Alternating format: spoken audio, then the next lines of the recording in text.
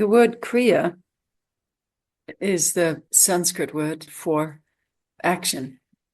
Kri, the sound Kri, is behind the word karma, for example, pertain to one's action. I would say the core of the wisdom teachings is what we say the satsang, which is to highlight and bring about the realization of our true self. Not about the personality self that, like a uniform, has been put on, but upon whom has this personality been put on?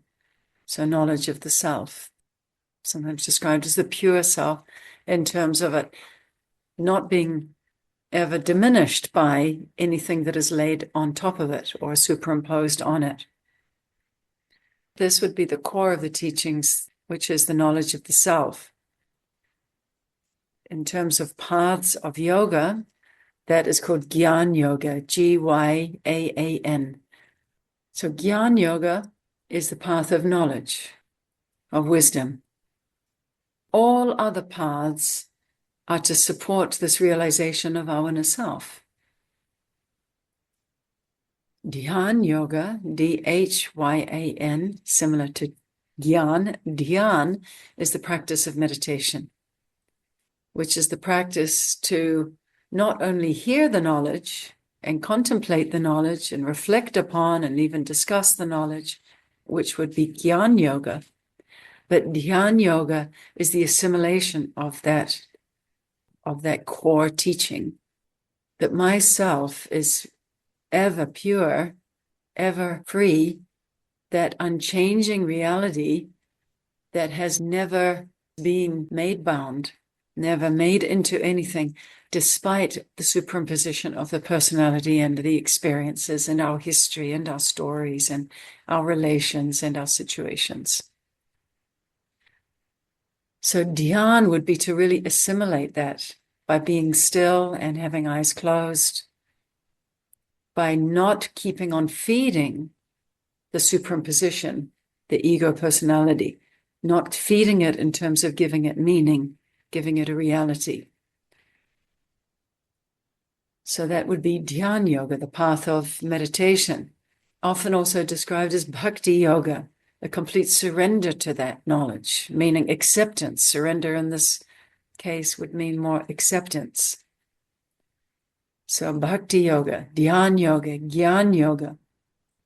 Maria is with us online, and she has a yoga studio, and they primarily focus, or at least at the starting point, is Hatha Yoga, which is how to move the body in such a way that one can be comfortable in the process of self-awareness, able to sit in meditation, have the strength to observe impartially, unbiasedly, what is the true self, as sifting it out from what is this imposed self, and to have the strength physically to build through Hatha Yoga. It's not only physically, but also energetically, how we can build the strength to remain still, to be observant, to be objective, to be impartial in the study. It's very important. If we're all very emotionally engaged and charged, then the practice will be very difficult. And so often these emotionally charged energies come because there's an imbalance physically and energetically in the body. And of course, the body governed by the powers of activity. The body is governed by three powers. The first is tamas, which is the energy of inactivity, the energy that is slowing everything down, the energy of restfulness, the energy of sleep, the energy of relaxation. And then there's another energy, second, rajas, which is the opposite energy. It's of activity. So after sleep, what happens? Activity. It's the energy of movement, forward movement particularly, onward movement. So they act a little bit in the body like the brakes and the accelerator of a car. Tamas is to draw everything to a stillness, and rajas is to accelerate everything forward into action. But the stillness of tamas in restfulness is not the kind of stillness that would be described as being at peace, because it is more a blocking off or a blanking out or a numbing out, like in sleep, an unconscious state. And even though one may be awake, one often rests unconsciously through distraction is the most common way. Sometimes also through destructive means. One can adopt certain habits which are helpful for putting the brakes on their otherwise helpless need for activity, but that tool that they're using can be destructive in some way or unhelpful, not enlightening, not uplifting. So these are the two energies, rajas and tamas. And there's a third energy, which is really a potential energy that is not always unfolded. In some, and I find those who gravitate towards meditation and satsang and these practices, that this energy, the sattvic energy, the third quality is called sattva guna, that this is the quality of reflection that is peace without it being dull, which would be the more tamasic energy, the energy of tamas. It is a more reflective, more refined, subtle state. So I think we all have that open, and why we come to Kriya Yoga, which I will get into describing in a moment, is because that sattvic energy is open in us, or has been somehow evoked in us, and it is looking for a way through the means, and that's what Kriya Yoga means, the means to unfold the sattvic energy. In that sattvic energy, one is more able to sit in meditation. Cultivating that sattvic energy, one is more able to use their mind in self-reflection in such a way that it leads to a more highly conscious state, which would be a state of peace, equanimity, opposite of that which would be described as fear, conflict, division, more a defensive energy and attitude towards the world. One is self-fulfilled, and that would be another quality of the sattvic energy. It is self-fulfilling. It doesn't come from an object, a person, or a situation. It is the energy that just naturally bubbles up from within one's own self. And in that way, it is self-fulfilling, self-effulgent, and it's an incredibly powerful knowledge of true independence. It is not the independence by way of rejection of what we need in terms of a body and having this body-mind instrumentality that we have. They all have needs on their levels.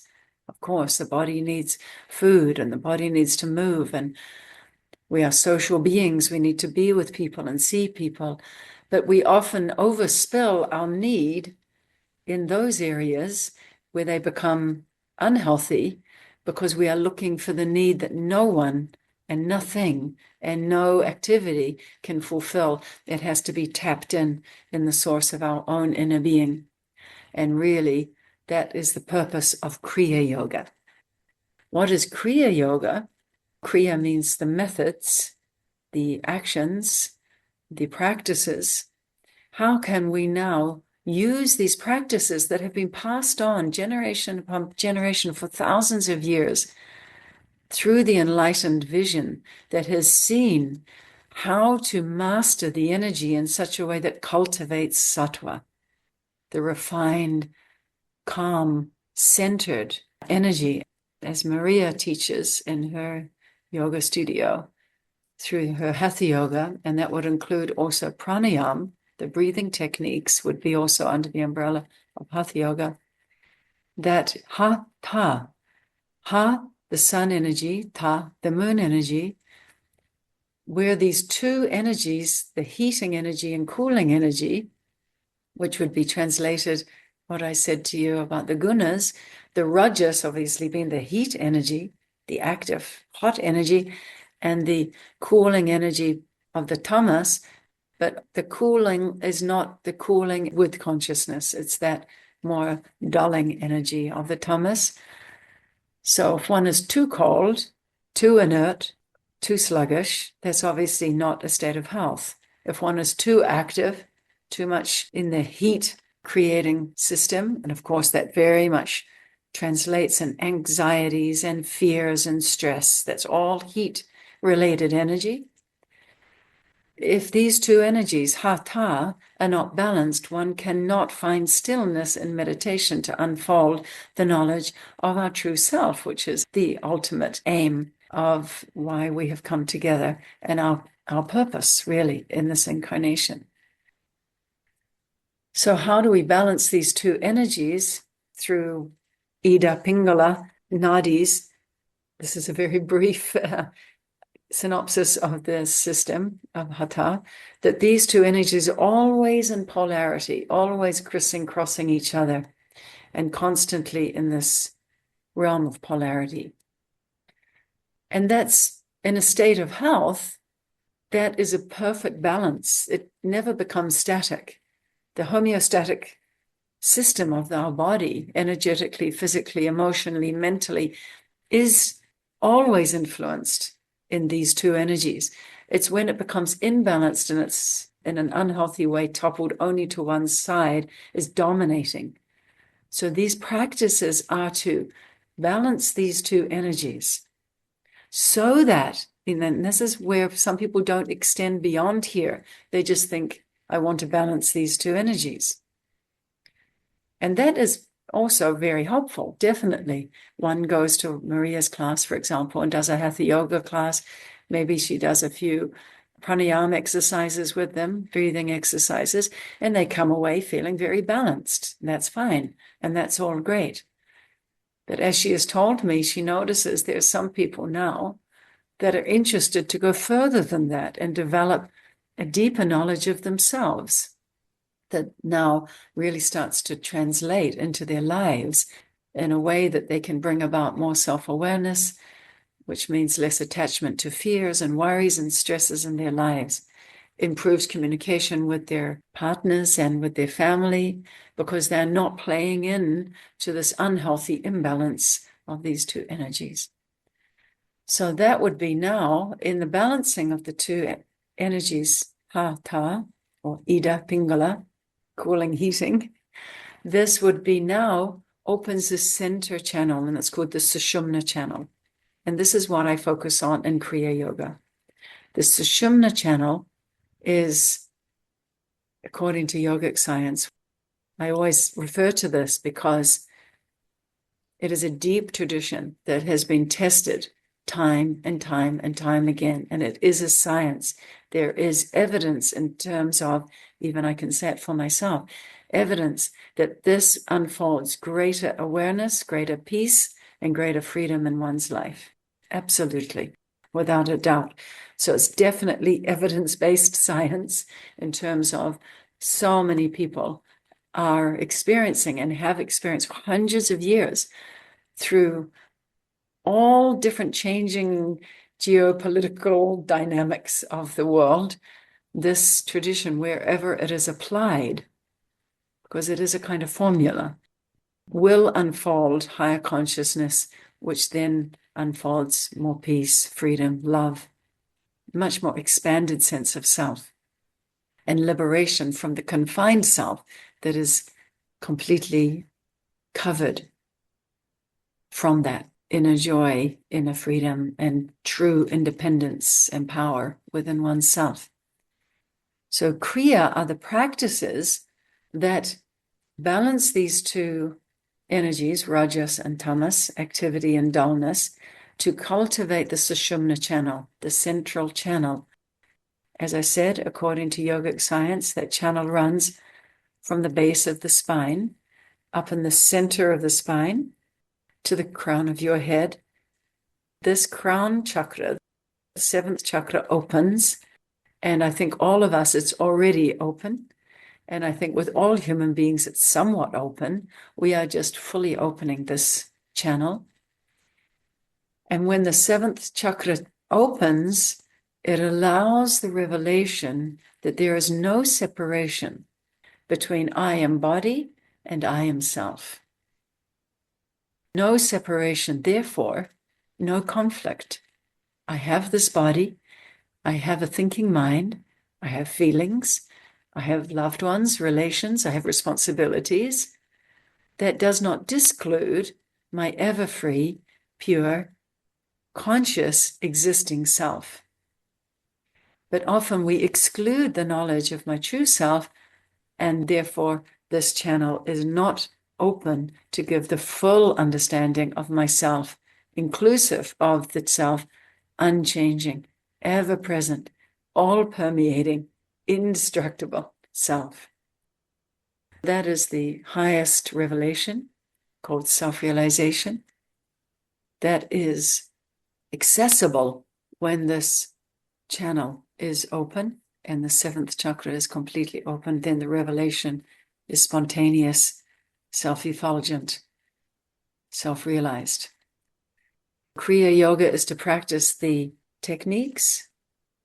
We use breathing techniques in combination with concentration of the mind through visualization, particularly directed towards each chakra.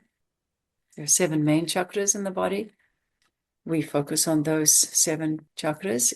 Each of the chakras has a particular quality.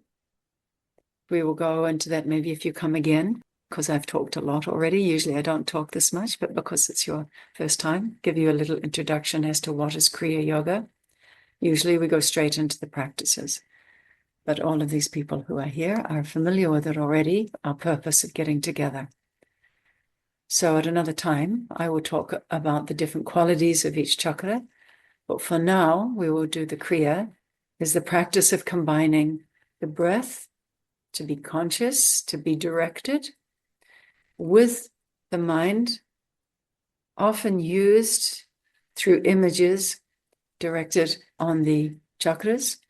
We also include what is called mudras, which are hand gestures, which enhance the concentration of energy.